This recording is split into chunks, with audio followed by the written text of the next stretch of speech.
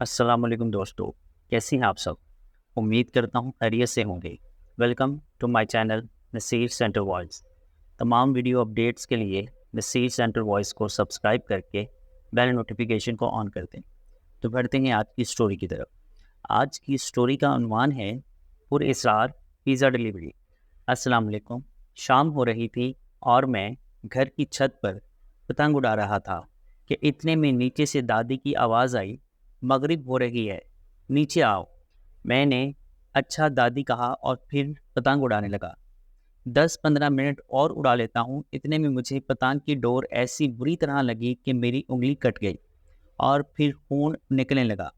میں نے سب کام وہیں چھوڑ دیے اور انگلی پکڑ کر نیچے چلا آیا۔ نیچے آ کر بینڈیج کیا اور اپنی کمرے میں بیٹھ گیا۔ امی نے کھانا کمرے میں ہی پہنچا دیا۔ رات کے 12 بجے کے بعد میری طبیعت خراب ہونے لگی۔ مجھے تیز بخار ہو گیا۔ میں نے اتنا نوٹس نہیں کیا اور پین کلر کھا کر سو گیا۔ اس کے بعد سے مجھے روز خواب آتا۔ اس خواب میں مجھے ایک جوان بدصورت آدمی نظر آتا۔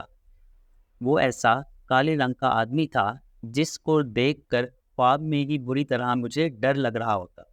کبھی وہ مجھے میرے گھر میں چلتا پھرتا نظر آتا تو کبھی مجھے اپنے کمرے کی الماری کے اوپر بیٹھا ہوا نظر آتا اور کبھی تو باتھ روم میں بیٹھ کر کچا گوشت کھاتا ہوا بھی نظر آتا تھا جس سے خون ٹپک رہا ہوتا۔ میں اتنا خوفزدہ ہو کر اٹھتا کہ حالت بری ہو جاتی۔ ایک بات تو مجھے سمجھ آ گئی تھی کہ میرے خواب نارمل نہیں ہے، مجھے کچھ بتایا جا رہا ہے، مگر پھر بھی میری بیوقوفی دیکھیں کہ میں نے ان خوابوں کا ذکر کسی سے نہ کیا۔ ایسے ہی 1 مہینہ گزر گیا۔ میری عادت تھی کہ میں اپنے لیے ہر 3-4 دن بعد پیزا آرڈر کروایا کرتا تھا۔ ایک رات شدید بارش ہو رہی تھی۔ میرا بہت دل کیا کیوں نہ میں گھر پیزا منگوا کر کھاؤں۔ میں نے پیزا آرڈر کیا، لارج سائز کا۔ انہوں نے مجھے کہا کہ آرڈر آپ کا ریڈی ہو رہا ہے، جیسے ہی بارش تھمتی ہے تو ہم پیزا آپ کو ڈیلیور کرنے آئیں گے۔ میں نے بھی اوکے کہا اور اپنا پیزے کا ویٹ کرنے لگا۔ گھر والے میرے جلدی سو جاتے ہیں۔ دادی تو عشاء کے فوراً بعد سو جایا کرتی تھی، جبکہ امی ابو بھی جلد سو جاتے تھے کیونکہ پھر سب اکٹھے فجر میں اٹھا کرتے تھے۔ 2 چھوٹی بہنیں تھیں، وہ بھی جلدی سو جاتی تھیں، مگر آج پیزا کے انتظار میں میرے ساتھ جاگ رہی تھی اور ہم تینوں بارش کے ختم ہونے کا ویٹ کر رہے تھے۔ میں بار بار اپنے کمرے کی بالکنی سے باہر گلی میں پیزا بوائے کو دیکھ رہا تھا، مگر ہر بار نا امید لوٹ رہا تھا۔ وہ اس لیے کہ بارش تھی کہ تھمنے کا نام نہیں لے رہی تھی۔ ایسے انتظار کرتے کرتے رات کے 12 بج گئے۔ میری دونوں بہنیں جا کر سو گئیں، مگر مجھے نیند نہیں آ رہی تھی۔ تھوڑا اور ٹائم ہوا تو میرے فون پر رینڈملی ایک میسج آیا، سر اپنا آرڈر لے لیں۔ باہر مسلسل بارش ہو رہی تھی اور ابھی 2 منٹ پہلے ہی تو میں نے گلی میں دور دور تک دیکھا تھا، وہاں تو کوئی نہ تھا۔ حیرت ہو رہی تھی اور خوشی بھی کہ میرا گرما گرم پیزا آ گیا ہے۔ میں نیچے گیا، دروازہ کھولا اور دروازے پر پیزا رکھا ہوا تھا۔ ایکچولی ہمارے مین گیٹ پر محراب ڈیزائن بنا ہوا ہے جو اندر سے خالی ہے، جسٹ اس میں خوبصورتی کے لیے بلب لگوائے ہوئے ہیں۔ تو ان محرابوں میں سے ایک محراب کے اندر مجھے پیزا ملا۔ وہاں بارش کا پانی تو نہیں داخل ہو سکتا تھا، اس لیے پیزا بالکل ڈرائی تھا، ذرا بھی نہیں بھیگا تھا۔ میں نے ہاتھ میں چھتری پکڑی ہوئی تھی، یہاں وہاں گلی میں نظر دوڑائی تو کافی بارش تھم چکی تھی، مگر دور دور تک کہیں بھی کوئی ڈیلیوری بوائے نظر نہ آیا۔ میں نے پیزا لیا، اندر آ گیا۔ پیزا بہت ٹیسٹی تھا۔ کھا کر جب اندر گیا سونے تو مجھے موبائل پر ایک میسج ریسیو ہوا، سوری سر، بارش کی وجہ سے آرڈر لیٹ ہو گیا ہے، تو ہم پیزا ابھی آپ کو ڈیلیور کرنے لگے ہیں۔ یہ میسج پڑھ کر میں تو شاکڈ ہو گیا۔ میں نے فوراً کال ملائی اور کہا، آپ نے میرے ایڈریس پر پیزا ڈیلیور کیا تھا ابھی 10 منٹ پہلے۔ انہوں نے کہا، سر ہمارا پیزا بوائے ابھی ہی نکلا ہے آپ کے گھر کے روٹ کی طرف۔ میں نے فوراً کال بند کی اور ان نون نمبر چیک کرنے لگا جس سے مجھے کال آئی تھی کہ سر اپنا آرڈر لے لیں۔ اس پر میسج بھی آیا ہوا تھا۔ اب اس نمبر پر میسج کی جگہ ایک بلینک میسج تھا اور کچھ بھی مینشن نہیں تھا، مطلب جو پہلے مجھے میسج ریسیو ہوا تھا وہ غائب تھا۔ میں نے اس نمبر پر کال کی تو آگے سے مجھے رپلائی آیا کہ آپ کا نمبر کسی کے استعمال میں نہیں ہے۔ میں پریشان تو بہت ہوا مگر خاموش ہو گیا۔ اس رات پھر سویا تو وہی بدصورت آدمی میرے خواب میں آیا اور پیزا کھاتے ہوئے مجھے کہنے لگا، کھاؤ گے؟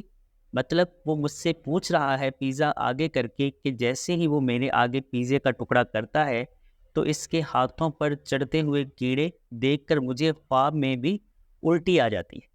میری جب آنکھ کھلی تو میرے منہ سے پانی نکل رہا تھا، میں پسینے میں شرابور تھا۔ اب وہ مجھے حقیقت میں نظر آنے لگا۔ کبھی میری دادی کے پاس کھڑا رہتا مگر آگے نہ بڑھتا، وہ اس لیے کہ میری دادی تسبیح پڑھ رہی ہوتی تھی اور جب تک ان کی تسبیح ختم نہ ہوتی وہ واش روم میں کھڑا رہتا۔ مجھے اب اس سے اتنی کوفت ہونے لگی، جب اس نے میری شولڈر پر ہاتھ رکھ کر مجھے ٹچ کیا تو میری چیخ نکل گئی اور میں بے ہوش ہو گیا۔ جب ہوش آئی تو میری ٹانگ مسلسل ہلتی جا رہی تھی۔ میں ہاسپٹل میں تھا، 1 منٹ کے لیے بھی نہیں رک رہی تھی۔ وہ لیگ کی موومنٹ، ریفلیکس سمپیتھیٹک ڈسٹرافی۔ ہاں، ڈاکٹر نے یہی بتایا تھا کہ یہ عجیب و غریب بیماری مجھے ہو گئی ہے، جس میں جسم کا کوئی بھی باڈی پارٹ غیر معمولی طور پر حرکت کرتا چلا جاتا ہے، کیونکہ برین کو کانسٹنٹلی موومنٹ کے غلط سگنل مل رہے ہوتے ہیں۔ اب جو بھی مجھے دیکھتا تھا پریشان ہو جاتا تھا۔ میں نے رونا شروع کر دیا کہ میں نے ایسی کوئی بیماری پاکستان میں تو کبھی کسی کے ساتھ نہیں دیکھی۔ مجھے ہاسپٹل کے روم میں شفٹ کر دیا گیا۔ ابو، امی، دادی سب پریشان تھے۔ بہنوں کو دادی کے ساتھ گھر بھیج دیا گیا۔ میں امی اور ابو کے ساتھ ہاسپٹل میں تھا تو ابو بھی گھر آ گئے، جبکہ امی مسلسل میرے ساتھ تھیں۔ آدھی رات ہوئی تو ان کی آنکھ لگ گئی۔ میں اتنی تکلیف میں تھا کہ بتا بھی نہیں سکتا تھا۔ ڈاکٹر مجھے چیک کرنے آتے رہے اور انجیکشن لگاتے، ٹیسٹ پر ٹیسٹ لکھ کر دیتے جا رہے تھے۔ کسی کو کچھ سمجھ نہیں آ رہا تھا۔ اللہ اللہ کر کے صبح ہوئی تو میرے کمرے میں ایک وارڈ بوائے آیا اور امی کو کہنے لگا کہ آپ کے بیٹے کا علاج اس ایڈریس پر ہے، یہ میڈیکل مسئلہ نہیں ہے، مسئلہ کچھ اور ہے۔ امی بولی، کیا مطلب؟ تو وہ کہنے لگا کہ کل رات میں نے آپ کے بیٹے کی ٹانگ کے پاس ایک کالا سایہ نما آدمی دیکھا تھا جو آپ کے بیٹے کی ٹانگ پکڑ کر مسلسل ہلا رہا تھا۔ امی کو تو یقین نہیں آ رہا تھا اس وارڈ بوائے کی باتوں پر، مگر مجھے فوراً یقین آ چکا تھا کیونکہ روز وہ میرے خواب میں آتا تھا۔ میں نے پھر امی کو ساری بات بتائی۔ امی نے ابو سے بات کی۔ پھر اس ایڈریس پر ابو نے کال ملائی تو ایک بزرگ آدمی دوسری طرف لائن پر تھے۔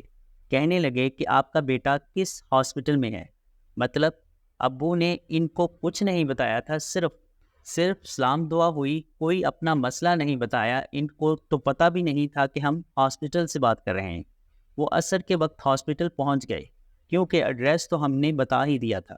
ہاسپٹل کے کمرے میں جیسے ہی انٹر ہوئے تو بولے کہ اتنی سخت بدبو ہے تمہاری۔ اب امی، ابو اور میں ایک دوسرے کے منہ کی طرف دیکھتے رہے کہ ان صاحب نے کس کو کہا ہے، جبکہ ہمیں خود سے تو کیا کمرے سے بھی کوئی اسمیل نہیں آ رہی تھی۔ انہوں نے کچھ پڑھنا شروع کیا اور سخت آواز میں بولے، چھوڑ دے اس کی ٹانگ۔ 20 منٹ بعد انہوں نے آنکھ کھولی اور مجھ سے پوچھا، اب کیسا محسوس کر رہے ہو؟ میری ٹانگ جو پچھلے 10 گھنٹوں سے مسلسل زور زور سے بیڈ سے اچھل رہی تھی، اب وہ پرسکون بیڈ پر تھی۔ جب میں نے اپنا ٹراؤزر اٹھایا تو ٹانگ پر نیل کے نشان پڑے ہوئے تھے، جیسے کسی نے زور سے دبایا ہو اور وہاں سے خون کا بہاؤ رک گیا ہو۔ اب مجھے ایک دم اچانک سکون آ گیا۔ امی ابو بولے کہ اسد کے ساتھ کیا ہوا تھا، کچھ تو بتائیں۔ وہ بزرگ بولے، بچے سے غلطی ہوئی تھی۔ ابو نے پوچھا، کیسی غلطی؟ کچھ سمجھ نہیں آ رہی۔ پھر انہوں نے جو بتایا تو میرے بھی ہوش اڑ گئے۔ وہ کہنے لگے، 1 مہینہ پہلے یہ چھت پر تھا، مغرب کے بعد اندھیرے میں اس نے اپنے جسم کا خون ایک بلی پر پھینکا تھا۔ وہ بلی نہیں تھی، ایک ناپاک جن تھا جو ہڈیوں کی تلاش میں آپ کے گھر کے سب سے اوپری حصے میں آیا تھا۔ ابو امی فوراً بولے، کیسا خون؟ پھر وہ بولے، یہ آپ اپنے لڑکے سے ہی پوچھیں تو زیادہ بہتر ہوگا۔ اس کے بعد میں نے بتایا کہ ڈور ہلنے کی وجہ سے میرے ہاتھ اور انگلی میں ایسا برا کٹ لگ گیا تھا کہ خون کے قطرے نکلتے جا رہے تھے اور میں نے تکلیف کے مارے اپنا ہاتھ زور سے جھٹکا تو پاس پتہ نہیں کہاں سے ممٹی پر ایک کالا بلّا بیٹھا تھا۔ شاید اس کے اوپر میرے ہاتھ کا خون گر گیا تھا، مگر مجھے تکلیف اتنی تھی کہ اندازہ ہی نہیں ہو سکا۔ اس رات کے بعد سے میرے ساتھ یہ سب معاملات چل رہے تھے۔ امی ابو حیرانی میں کھڑے رہے، پھر ان صاحب نے مجھ پر دم کیا اور کہنے لگے اب وہ ناپاک جن چلا گیا ہے اور یہ کہہ کر گیا ہے کہ یہ اپنے گھر کی اسی ممٹی پر جائے جہاں اس نے خون کے قطرے مجھ پر پھینکے تھے، وہاں جا کر ایک من گوشت رکھ کر آئے اور معافی بھی مانگے۔ پھر ایسا ہی کیا گیا۔ دادی کو پتہ چلا تو انہوں نے بھی میرے کان کھینچے کہ مغرب کے وقت کیوں میں آوازیں لگا رہی تھی کہ نیچے آ جاؤ۔ اب سمجھے؟ میں نے سب سے معافی مانگی اور وہ بزرگ فی سبیل اللہ یہ کام کر کے چلے گئے۔ اب میں مکمل ٹھیک ہوں، شکر ہے اللہ کا۔ یہ میرا واقعہ تھا جو میں نے آپ کے ساتھ شیئر کیا۔ دوستو، شامل کرتے ہیں آج کی اس ایپیسوڈ میں دوسری سٹوری کو جو کہ ہمیں غضنفر نے بھیجی ہے۔ تو چلیے سنتے ہیں غضنفر کی سٹوری انہی کی زبانی۔ السلام علیکم نصیر بھائی، یہ بات 2009 کی ہے۔ تب میں گاؤں میں رہتا تھا، پر گاؤں سے تھوڑا دور ہی ایک اسکول تھا۔ اسی اسکول سے میں اپنی 9th کلاس پڑھ رہا تھا۔ اس ٹائم میرا ایک بیسٹ فرینڈ تھا اور ہم دونوں گھنے جنگل میں گرے ہوئے ایک چھوٹے سے گاؤں میں رہا کرتے تھے۔ ہم دونوں کی ہمیشہ کچھ الگ کرنے کی کوشش ہوتی تھی۔ سردیوں کا موسم تھا۔ میں اور حمزہ ایک ایسے گھر کے بارے میں جانتے تھے کہ وہ جنگلوں کے بیچوں بیچ واقع تھا۔ ہمارے گاؤں میں اس گھر کو لے کر کافی خوفناک باتیں پھیلی ہوئی تھیں۔ ہم دونوں نے ان باتوں کی سچائی جاننے کے لیے اس گھر میں جانے کا فیصلہ کیا۔ ہم دونوں نے اپنے ساتھ ایک ٹارچ اور کیمرہ رکھا اور ہمارا پلان یہ تھا کہ ہم ایک رات اس گھر میں گزاریں گے اور جو باتیں ہمارے گاؤں میں پھیلی ہوئی ہیں ان کو بالکل غلط ثابت کر کے آئیں گے۔ جیسے ہی ہم اندھیرے جنگل میں داخل ہوئے، اونچے اونچے درخت، ہر طرف پرندوں کی چہچہاہٹ اور پتوں کے سرسراہٹ نے ہمارے خوف میں مزید اضافہ کر دیا۔ میں نے گھبراتے ہوئے حمزہ کی طرف دیکھا اور کہا، حمزہ، اگر اس گھر میں واقعی کوئی بھوت ہوا تو ہمارا کیا ہوگا؟ حمزہ نے ہنستے ہوئے مجھے کہا، غضنفر، یہ صرف گاؤں والوں کی خوفزدہ باتیں ہیں، ہمیں وہاں مٹی کے سوا کچھ نہیں ملے گا۔ ہم دونوں نے اپنا سفر جاری رکھا اور کچھ دیر بعد اس گھر تک پہنچ گئے۔ وہ گھر دیکھنے میں ڈبل سٹوری تھا۔ گھر کی کھڑکیوں کے شیشے اور دروازے ٹوٹے ہوئے تھے۔ گھر کو ہر طرف سے درختوں نے گھیرا ہوا تھا۔ گھر کے مالکوں نے کافی عرصہ پہلے ہی یہ گھر چھوڑ دیا تھا۔ ہم نے اپنی ٹارچ آن کی اور ہمت کر کے گھر کے اندر داخل ہوئے۔ گھر میں ہر طرف مٹی سے بھرا ہوا فرنیچر بکھرا ہوا تھا۔ درختوں کے پتے اور مکڑی کے جالے نظر آ رہے تھے۔ حمزہ نے مجھے کہا، دیکھو غضنفر، یہاں صرف پرانے فرنیچر کا ڈھیر ہے، یہاں کوئی بھوت ووت نہیں ہے۔ ہم دونوں ایک دوسرے کو دلاسا دیتے ہوئے گھر کی اچھی طرح تلاشی کرنے لگے۔ اوپر والی منزل کے کمرے میں جیسے ہی ہم داخل ہوئے تو ہوا کی وجہ سے زور سے ہمارے کمرے کا دروازہ بند ہوا۔ ہم دونوں کے دل کی دھڑکنیں تیز ہو گئیں۔ میں نے دروازہ کھولنے کی بہت کوشش کی لیکن دروازہ کھل نہیں رہا تھا۔ ہمیں ایسا لگا کہ جیسے ہم اس کمرے میں پھنس گئے ہیں۔ مدد کے لیے ہم نے فون کرنے کی کوشش کی لیکن اس گھنے جنگل میں سگنل نہیں آ رہے تھے۔ جیسے جیسے رات ڈھل رہی تھی گھر کا ماحول اور بھی خوفزدہ ہوتا جا رہا تھا۔ ٹھنڈ زیادہ ہو رہی تھی اور ہر طرف جانوروں کی آوازیں گونج رہی تھیں۔